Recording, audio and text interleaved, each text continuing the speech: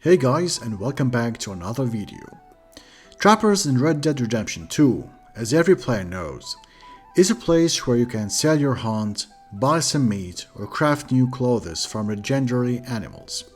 Locations are scattered around the map in the areas which were available only during the missions, except one location, which is close to Manzanita Post. In today's video, I'm going to talk about these locations. Not to talk about where they are, I'm sure you all know. But I'm only going to ask a question: why they are located in these specific locations. So before we kick off, grab a beer and let's go.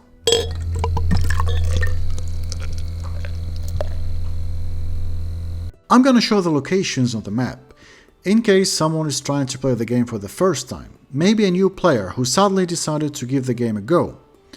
In total, there are 5 trappers in the game. On the map, we have a trapper in Saint-Denis. Then we move up northeast. We find the next one in New Hanover outside Ansburg. Then we have the trapper just next to Rick Station. Then the trapper in West Elizabeth, around Strawberry. The main topic of this video is 3 trappers. The trapper in New Hanover, the one close to Manzanita Post, or Manzanita Trading Post, and the one in West Elizabeth. And let's start with the first location. Trapper in New Hanover, which is located close to Butcher's Creek and Beaver Hollow. 2 locations that aren't the friendliest locations to hang around, especially at night. If you want to set up a camp, you are likely to be woken up by cute and friendly people. I even once tried to set up a camp only a few steps far from the trapper there. I thought that I could avoid being harassed by the Murphy brood, but I was mistaken. They would come, and surprisingly, they will only threaten you and order you to leave the area, which is strange. Because we all know what those creatures do to the people they catch. In other words, if you are let free in one piece, literally in one piece, you are considered very lucky.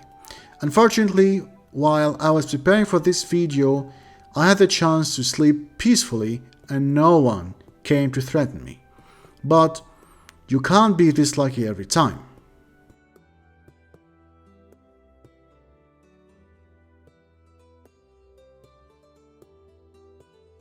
Trapper location close to Manzanita Trading Post, close to where your family lives, as Joan of course.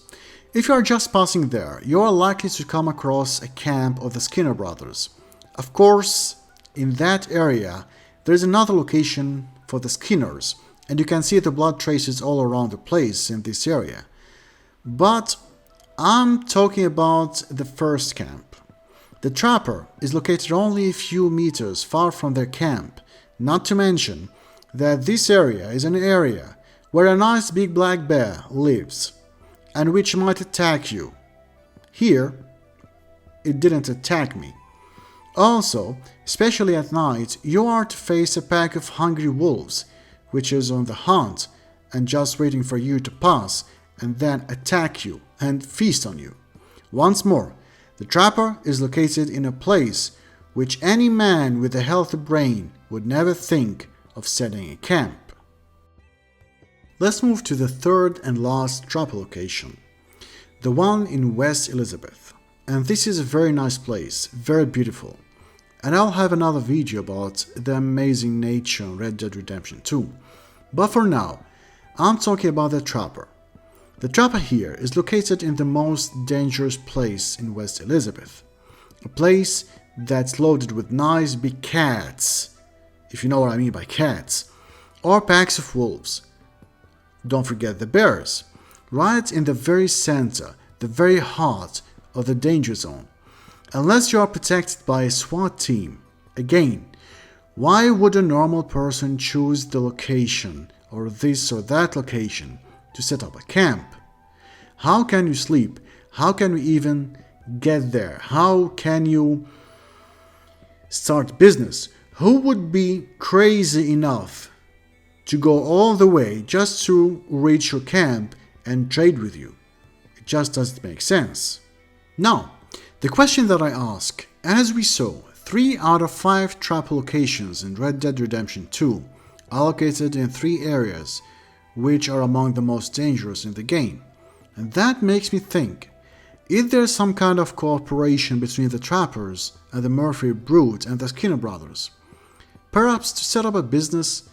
If we take a look at what Murphy Brood do to the victims, can we be sure that when we buy some meat from the trapper in that area, that we are only buying animal meat? I don't know. I can't say. Maybe you're actually eating someone. The trapper, close to Manzanita Post. The smoked beef we buy, or we loot, actually. Is it 100% animal meat? If you remember what Uncle said after John and Charles saved him, he said, "I was smoked," referring to the incident when he was taken by the Skinners. Now the trapper sells smoked beef. Maybe a smoked person. Do you remember what I said about being attacked by wolves? Now here we can see a dead wolf I killed the night before, and now you can see the traces. They would only attack you at night, rarely in the daytime. Now, someone might say that it's true that in the game places are very close to each others, but in real world they represent different territories.